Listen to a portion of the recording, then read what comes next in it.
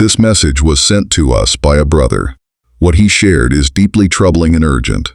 At first we hesitated to publish it, but God kept prompting our hearts to warn everyone about what is coming. What we're about to share is not meant to scare you, but to prepare you for what lies ahead. Please listen with your whole heart. Tell us where you're watching from, so our prayer team can stand with you in prayer. My name is Professor Daniel Hargrove. I am a professor of evidence law at one of the universities in the United States of America. I have been teaching for over 30 years. I have written papers. I have argued cases. I have trained lawyers and scholars who now work in some of the most respected institutions in this country. I say this not to impress you. I say it so you understand the kind of man I was before that night. I was not a man who accepted things easily. I was not a man who believed something just because someone told him to. I needed proof. I needed evidence. I needed something I could hold in my hand or point to on a page. And for most of my adult life, that way of thinking led me to one very firm conclusion about God and about Jesus. I believed there was no God sitting in heaven watching over the world. I believed that Jesus was not a real divine being. I used to say to my students, to my colleagues, to anyone who asked me, that Jesus was simply an image, a story, something ordinary people created in their minds over many centuries to help them cope with suffering and the fear of death. I was not bitter about it. I was not trying to hurt anyone who believed differently. I was just, in my own mind, being honest about what the evidence showed me.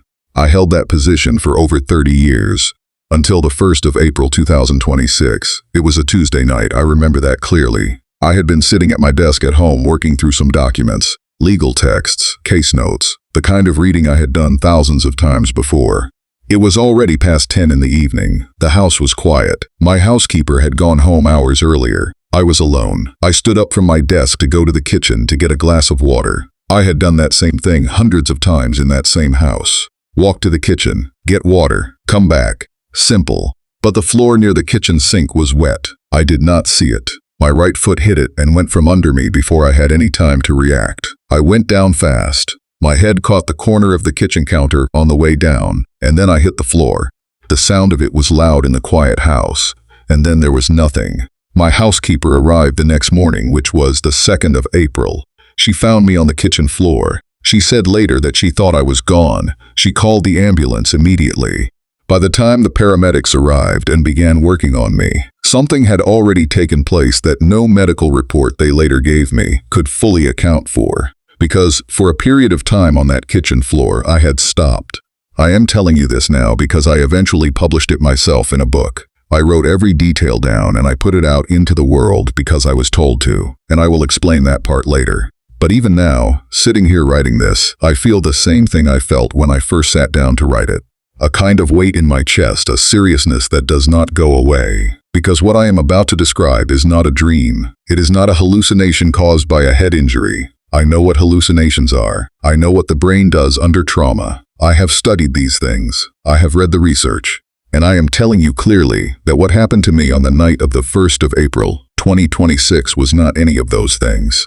It was real. When I fell and my head hit the counter, everything went dark and quiet. But not the kind of dark and quiet you experience when you fall asleep or when you close your eyes in a dark room. This was something different. This was a quiet that had weight to it, a completeness to it. Like being inside something rather than just in the absence of something. There was no pain. There was no awareness of my body on the floor. There was no sound of the refrigerator humming or the clock on the wall ticking. There was simply nothing. And I was somehow aware of the nothing, which is the strangest part to try to explain. And then, without any warning, without any gradual transition, everything changed. I became aware again. Not the way you slowly wake up from sleep, blinking and stretching and reaching for your phone.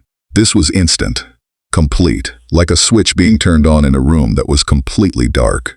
One moment there was absolutely nothing, and in the very next moment there was everything. I opened my eyes and I was standing, not lying down, not sitting up, standing, upright, on my feet. As if I had simply been placed there, I looked down at myself. I looked at my hands. They looked like my hands. I looked at my feet. I was not wearing shoes, but I was standing on something solid. And when I looked up and looked around me, I stopped moving completely. I was in a vast open space. I cannot tell you how vast, because I could not see any edges or any walls or any end to it in any direction. It stretched out around me in every direction as far as I could see. And it was beautiful. That word feels too small for what it was, but it is the closest word I have. It was the kind of beautiful that made me feel very still inside. Not peaceful exactly, more like standing in front of something so large and so real that all the noise in your head just goes quiet on its own. The light in that place was not coming from any source I could identify. There was no sun. There were no lamps or lights on the ceiling or on the walls because there was no ceiling and there were no walls. The light was simply there, everywhere. Warm and soft and clear. It did not cast shadows. It just filled everything evenly. And the ground beneath my feet was solid, but I could not describe what it was made of. Every time I tried to focus on it, my mind could not find the right category for it. It was not grass. It was not stone. It was not wood or tile or dirt. It was just solid and real and present beneath me. I stood there for what felt like a very long time. I want to be honest, I do not know how long it actually was. Time in the place did not feel the same as time here. But I stood there and I looked around me and I thought, very clearly and very quietly inside myself, where am I? And almost immediately after that thought, I thought, how did I get here? And then, the last thing I remembered was reaching for a glass of water. I was not afraid yet, I want to say that. I was confused, deeply confused, but not afraid.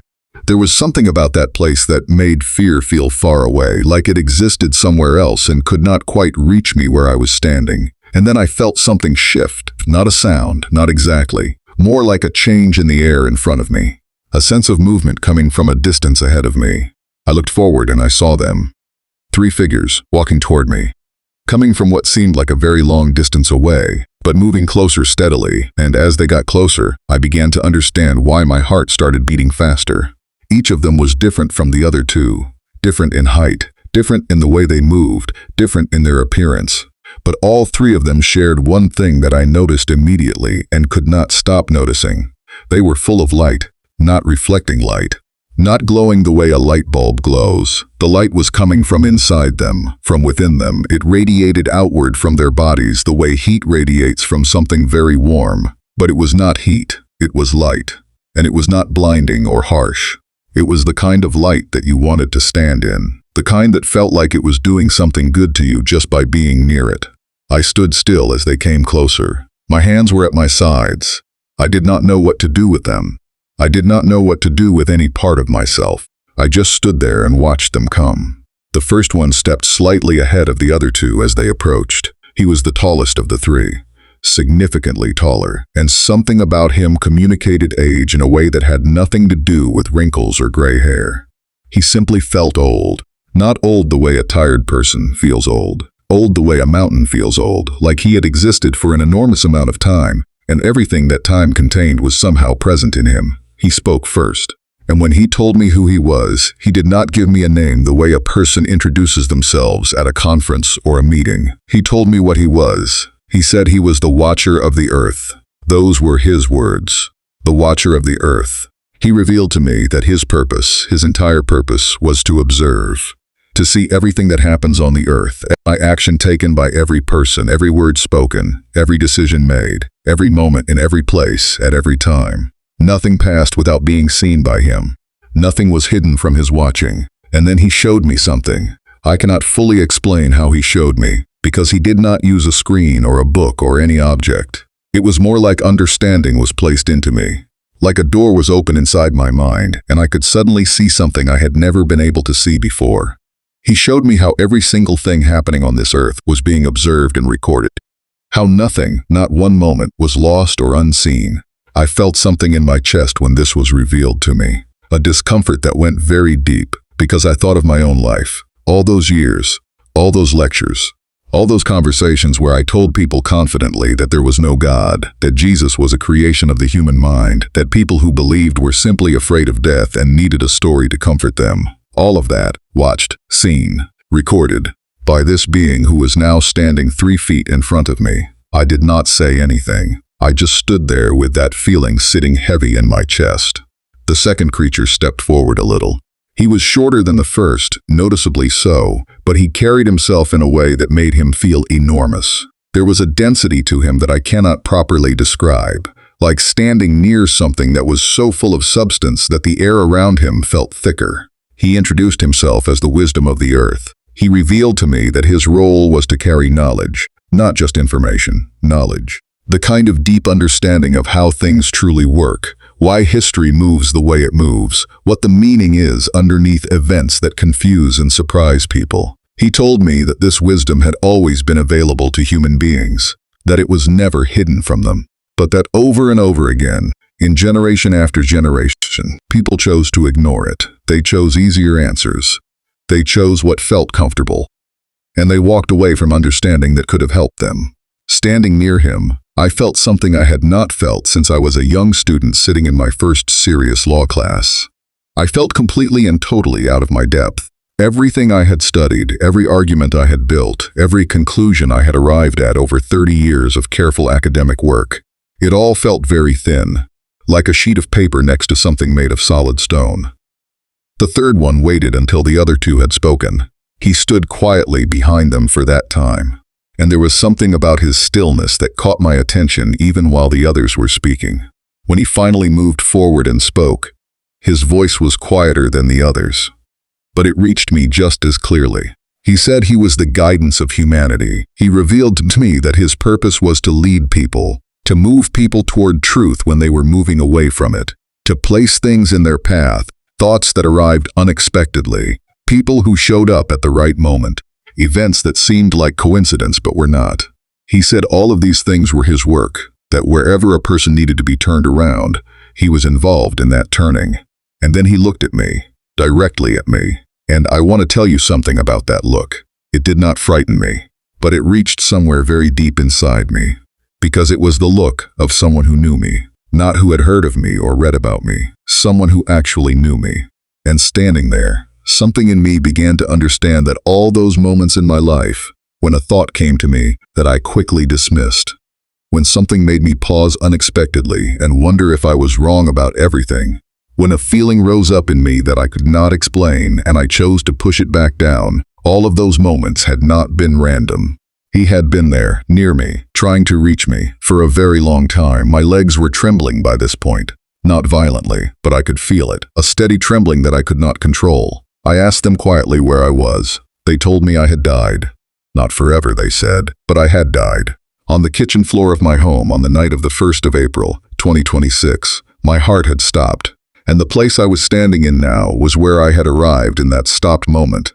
And they told me that this moment had not happened to me by accident. It had been given to me, for a purpose. And they were there to show me what that purpose was. I stood very still when they said that. I think part of me had already begun to suspect it. But hearing it said clearly was different from suspecting it. That was when they began to speak about the Bible. I need to pause here and tell you something about my relationship with the Bible before that night. I had read it, more than once. Not as a believer reads it, looking for guidance or comfort or truth. I read it as a scholar reads a document. I studied its history. I understood its literary structure. I had read the arguments about its authorship, its contradictions, its cultural context, and my conclusion, which I had held firmly for many years, was that it was a collection of writings produced by human beings trying to understand their world. Valuable as a historical document, not reliable as a spiritual one. That was what I believed. What these three beings began to reveal to me in that place did not just challenge that belief, it dismantled it completely. They spoke about prophecy. They revealed to me that the Bible had spoken about specific things hundreds of years before those things happened, not in vague, general language that could apply to anything. In specific, pointed language that only made sense when you looked at what eventually occurred. They showed me this, not just by telling me, but by placing the understanding directly into me, the way the first creature had done when he showed me the watching. I could see it. I could feel the weight of it. How words written centuries ago had described precisely what came to pass. And then they told me that those same scriptures, those same words, had also spoken about the days we are currently living in, right now. This present time. They revealed to me that what the world is currently experiencing, the confusion, the breaking down of things that used to be stable, the sense that something is deeply wrong that most people feel but cannot fully name, is not the full picture of what is coming. It is the beginning, only the beginning, of something much larger and much more serious than most people are currently able to imagine. They told me there would be wars. Not the kind of regional conflicts the world has grown accustomed to managing and containing. Wars on a scale that would involve many nations at once. Nation rising against nation in ways that would not be limited to one part of the world. They revealed to me that these wars would not stay in one place. They would spread. They would pull in countries that thought they were safe from such things. And the effects would reach everyone. They told me there would be hunger, a hunger that spreads across the entire world, not just in the nations that already struggle with food, everywhere. They revealed to me that people living in countries that have never seriously worried about food, countries with wealth and resources and systems that have always managed to provide, those people would find themselves in situations they had never prepared for and never imagined possible.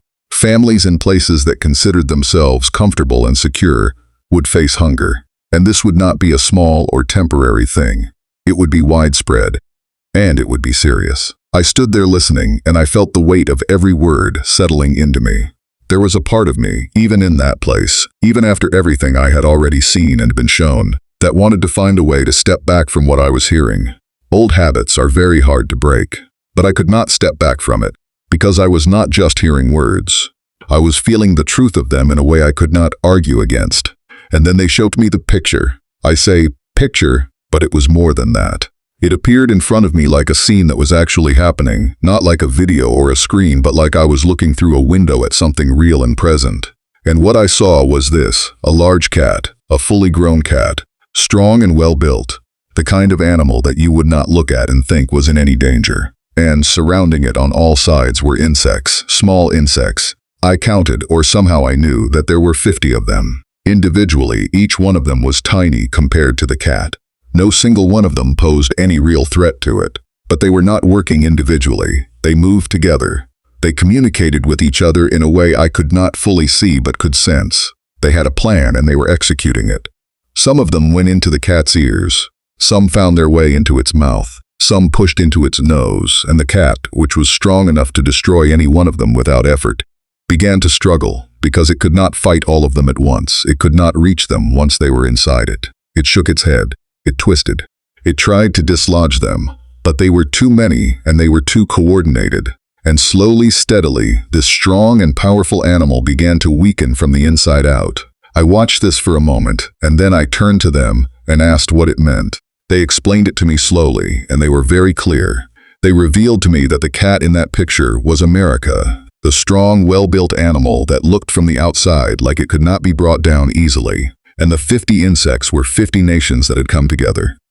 Not openly, not in any way that news cameras or intelligence reports had fully captured. Quietly, behind what the world could clearly see, these nations had formed a shared plan and a shared goal, which was to bring America down. And they had understood that they could not do it through one direct confrontation. America was too strong for that. So instead they had chosen to work through many small pressures applied from many directions at the same time.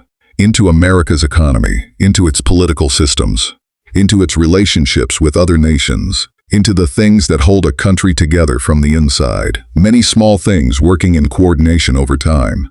And because there were so many of them, and because they were organized, the damage they were causing, and would continue to cause, was not small.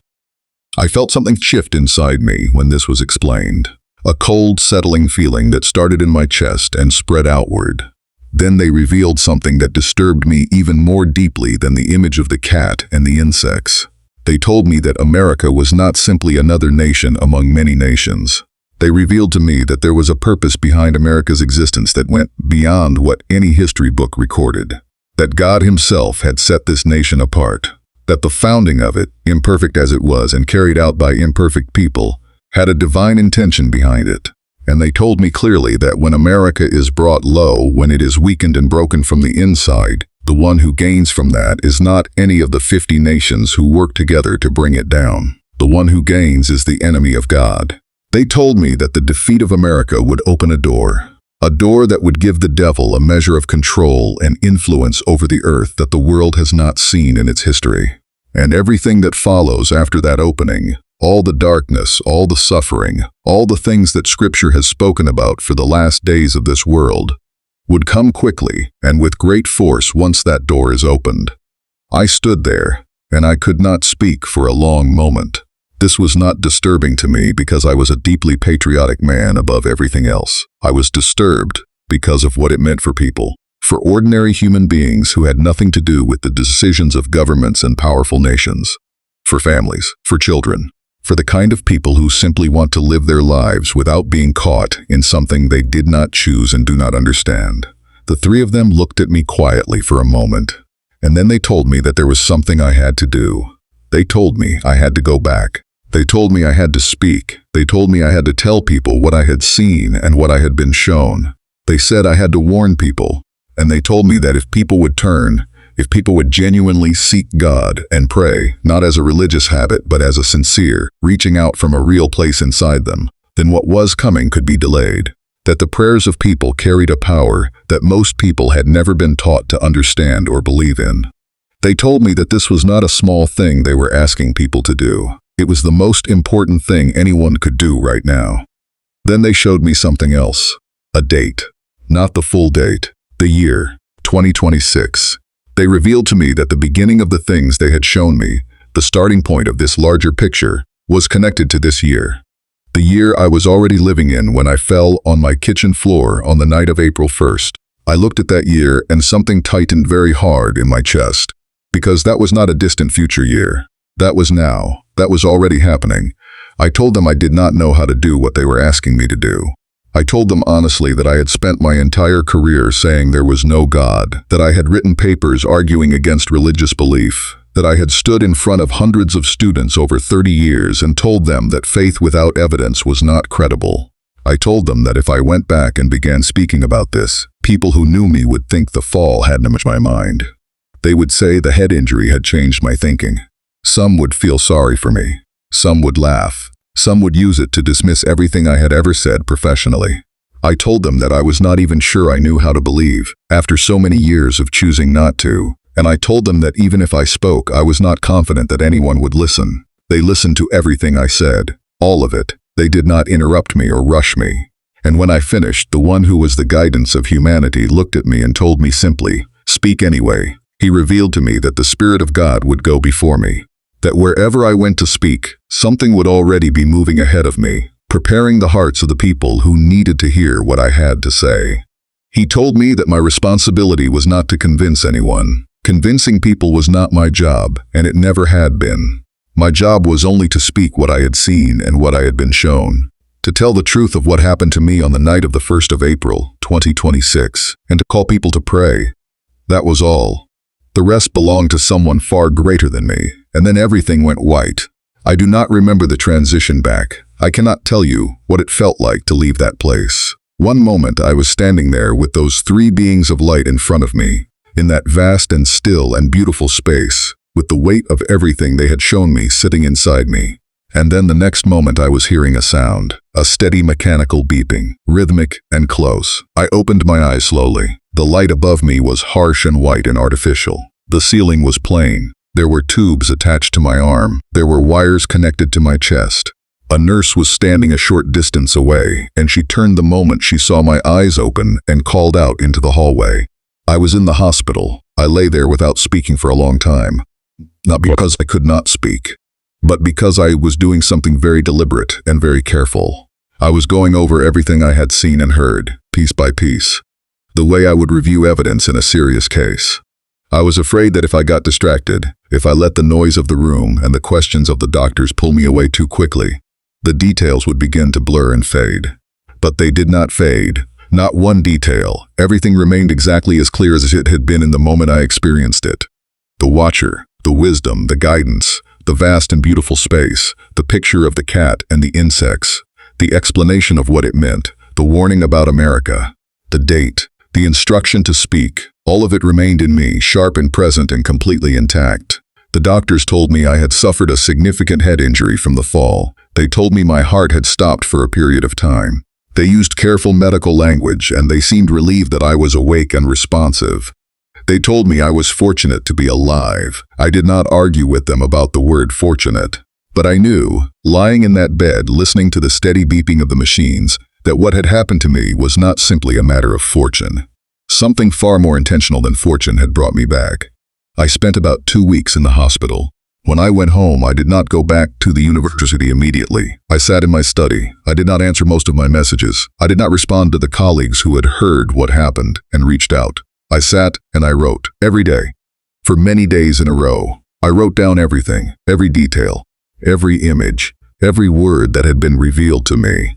I wrote it with the same care and precision I would give to preparing a legal document, because that is the only way I know how to work.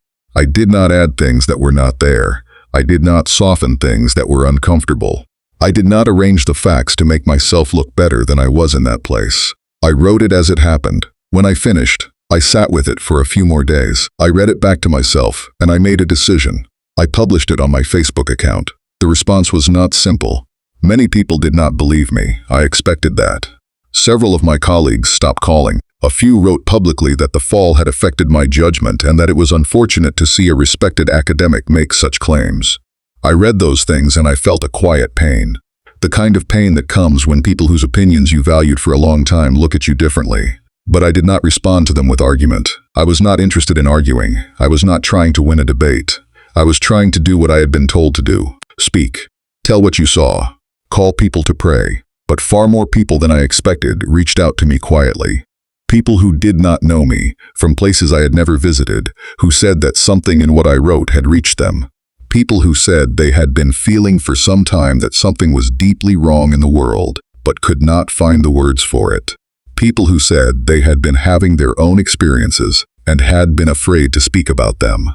People who simply said thank you. Not for being a professor. Not for my credentials or my career. Just thank you for saying it out loud. Those messages meant more to me than I expected them to. I am still a professor. I still teach. I still believe in evidence and in careful thinking and in the importance of not accepting things without good reason.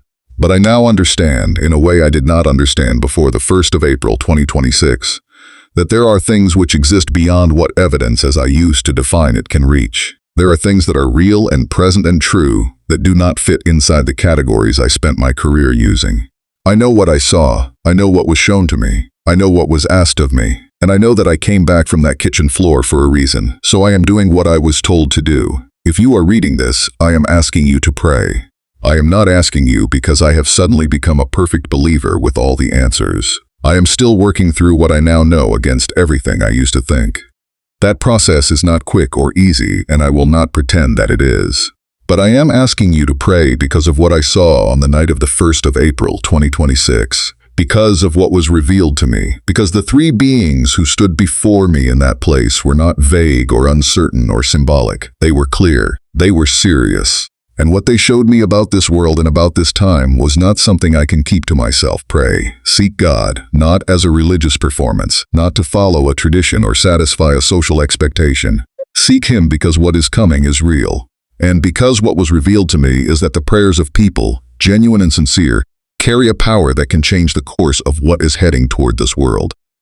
Tell others to pray. That is what I was sent back to say, and I have said it.